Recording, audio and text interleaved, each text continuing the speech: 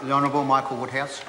Thank you, Mr. Chairman. It's my pleasure to follow my colleague Pesata Sam Lotuinga and talk on the Justice group of portfolios. And I want to commence by acknowledging the member for Titai Tokoro, Kelvin Davis, and in his intervention, his advocacy for victims and for perpetrators, actually, of adult sexual assault. And he, in his intervention, referred to a statistic which is quite alarming, the fact that 5% of victims only speak up over that. I was in the county's Manukau area last week visiting not only the police station but also the Manukau Multi-Agency Centre, a very good area and a very good centre, which is the joint collaboration between New Zealand Police, the county's Manukau District Health Board and Child, Youth and Family. And I was extremely impressed with the approach to family violence, child and adult sexual abuse cases that are reported in that district. It is a concerningly high number, but I think the model they have and the multi-agency approach that they take to that very important issue is an excellent initiative, and I applaud everybody who is working in that very challenging area. Of course, we've recently had both the Independent Police Conduct Authority report and the findings of Operation Clover into the Roastbusters case, and I know that police are very committed to joining the dots, which were failed to be joined in respect of those cases, and pleased and relieved actually that the authorities' findings were that this wasn't a systemic issue and that police are working extremely well in improving victim empathy and their commitment to the resolution of those complaints. It has been a very interesting environment in which police operate. Naturally, they are straitened times, but through the Policing Excellence program that they have initiated, their challenging targets have not only been achieved, but considerably exceeded.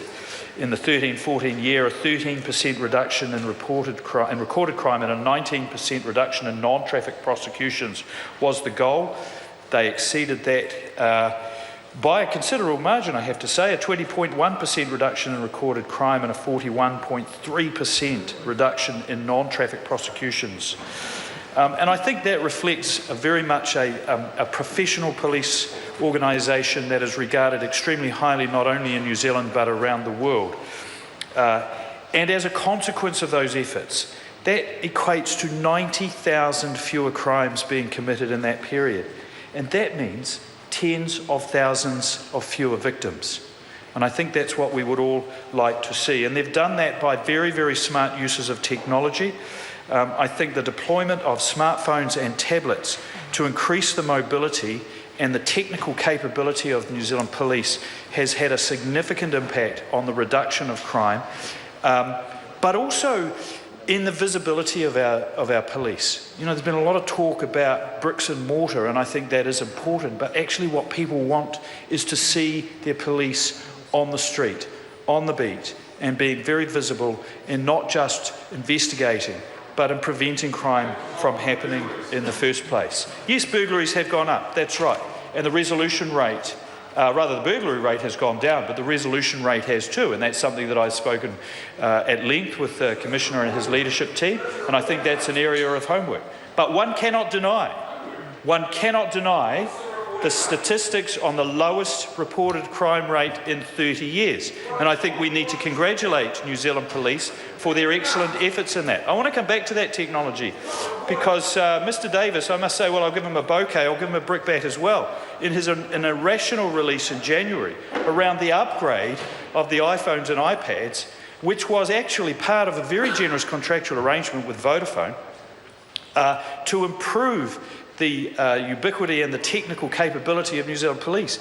In December, I opened the Vodafone Innovation Hub in Newtown in South Wellington, where a number of organisations are working on tools to enable police to be more mobile and more visible and more efficient with the resources that they deploy. And those efficiencies are real.